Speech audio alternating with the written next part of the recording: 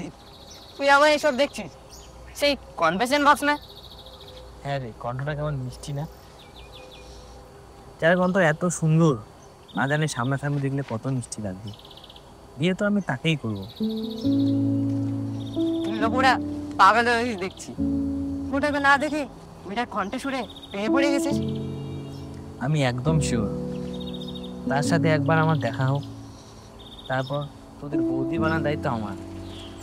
আচ্ছা আচ্ছা, শুন, সিলভার প্লে বাটন আনবক্সিং করে রাখি, বৌদির ফেস রিভিল হয়ে যাবে, তখনই বুঝবো ওটা কোনো বৌদি নাই কোনো দাদা।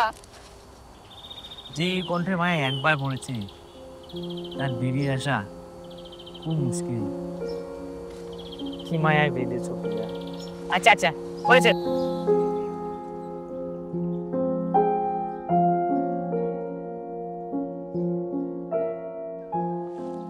আমার সাথে আলোচনা না করে হুট করে কেন ফেস্টিভ্যালের প্ল্যানটা করলি?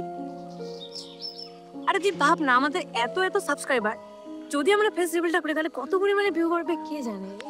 ঘন্টা বাড়বে, আমার এই মুখটা দেখে সাবস্ক্রাইবার আরো কমে যাবে। দাঁড়া রে বাবা দাঁড়া, আমরা এখানেও টুইস্ট রাখবো, দুজনে মিলে আসবো একসাথে, আর অডিয়েন্সে জানাবো যে আসলে আমাদের মধ্যে কনফেশন গুলো কে পড়ে।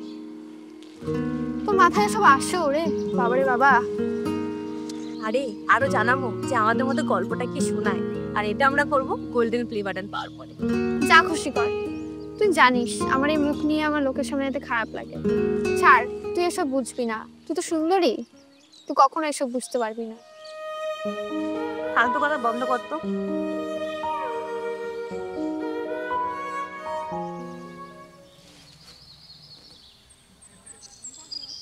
ভাই, দুটো মেয়ে ফেস রিভিল করলো, এটা কি হলো? তুই তো বলেছিস যে তোর স্বপ্ন সুন্দরীকে তুই চিনে গেছিস। আরে দীপ, তুই যে এতটা নিশ্চিত ছিলিস, এখন কি বলবি? তুই থেপড়িটা ওরে না এত সুন্দর কথা বলে, আসলে তোদের বৌদি তিন্নি। কিন্তু ওরা তো বললো যে গোল্ডেন প্লে বাটন পাওয়ার পর বলবে যে কি আসলে কনফিউশন পড়ে। দূর, সব কথা কান দিতে নেই। আমি আমার স্বপ্ন সুন্দরীকে এক দেখা চিনে গেছি, আর ওই গলার আওয়াজ তিন্নি ছাড়া কারো হতে পারে না। হ্যাঁ রে দীপ, তুই যে এতটা নিশ্চিত, গোল্ডেন প্লে বাটনের আগেই দেখছি বৌদি কনফার্ম হয়ে গেছে। কি রে দীপ, তুই ঠিক করে নিয়েছিস না? আমরাও দেখে নেব তোর স্বপ্ন সুন্দরী আসলে তিন্নি কিনা। তো একদম গেছে।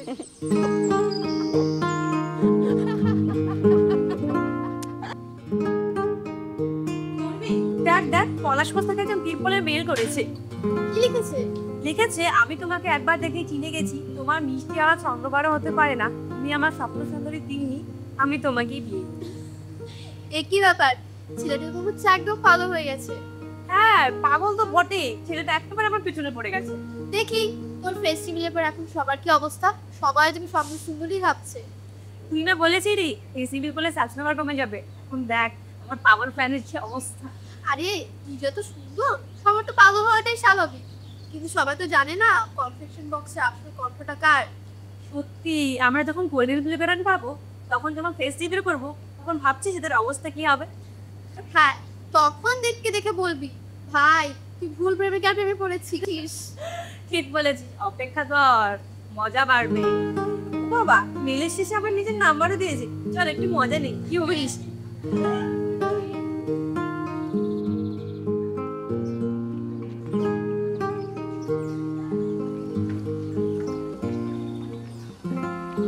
তুমি জানো দীপ, আজকের দিনটা কতটা সুন্দর। তোমার এই হাত ধরে হাঁটতে হাঁটতে আমি জানো সবকিছুই বলে যাচ্ছি। তোমার সাথে প্রতিটা দিনই আমার সুন্দর, তোমার জন্য আমি নতুন করে পথ চলা শুরু করছি। তুমি যেন আমার পাগলই করে দিচ্ছ।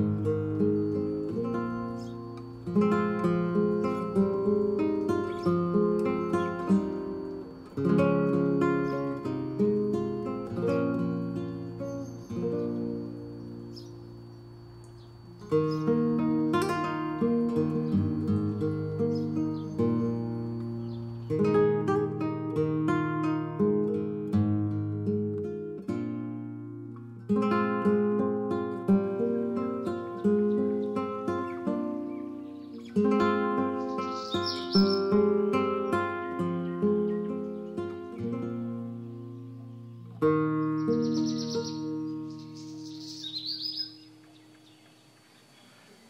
এভাবেই তোমার সাথে সারা জীবন থাকতে চাই। আমি তোমার সব করতে রাজি। তুমি আমাকে কখনো ছেড়ে যাবে না তো? তুমি এতটাই ভালোবাসো কি বাবা? আমি তোমাকে অনেকটা ভালোবাসি। আমিও তোমায় অনেক ভালোবাসি। আমি কখনো চাই না যে তুমি আমি আলাদা হয়ে যাই। চলো তাহলে আজকে প্রমিস করি। আমরা কখনো আলাদা হব না।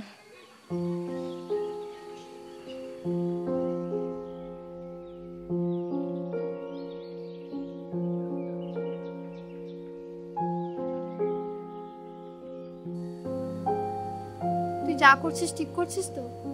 মজা নিতে গিয়ে সরল ছেলেটা জীবন নষ্ট করিস না। তোর মজাই তো করছি আর কি, তোরও তো ভালো লাগছে নাকি?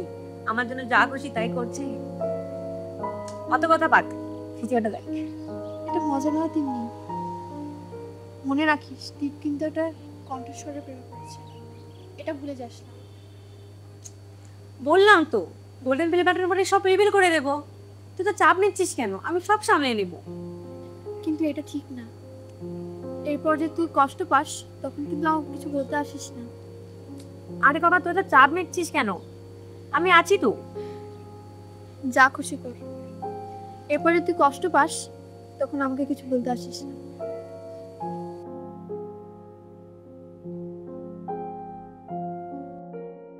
এতদিন তো মজা করেছিলাম, কিন্তু এখন কেন যেন মনে হচ্ছে দীপের প্রতি আমার অনুভূতিটা সত্যি বদলে গেছে।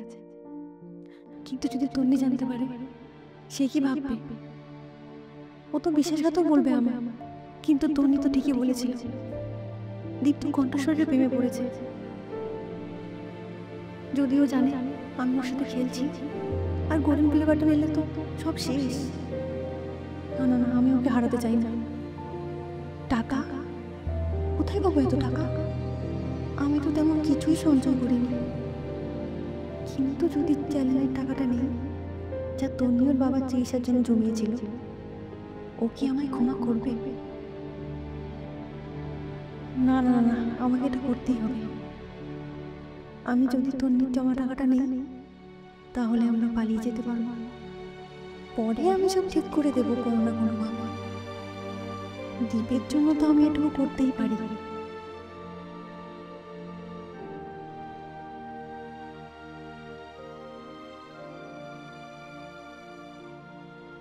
হ্যালো দীপ, আমি তোমাকে কিছু বলতে চাই।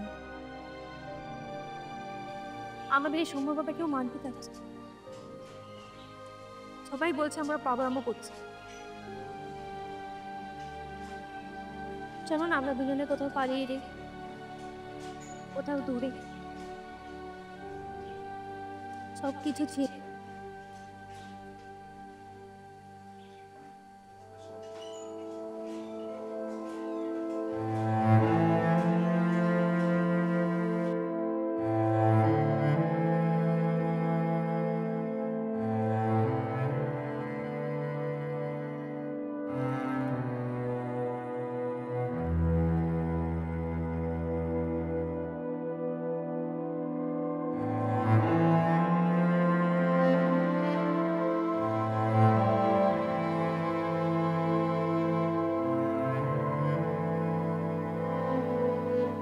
সবাইকে বলছি, আজ আমি আপনাদের সামনে সব সত্যিটা প্রকাশ করছি।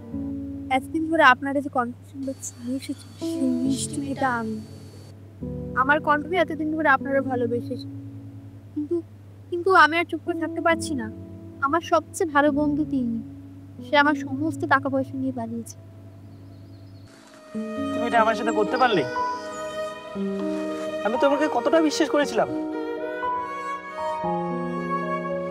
আমি তাকে চোখে দেখিনি, কিন্তু তার কণ্ঠের মায়া পড়েছি। তুমি আমার সাথে এরকম বিশ্বাসঘাতক করতে পারলে?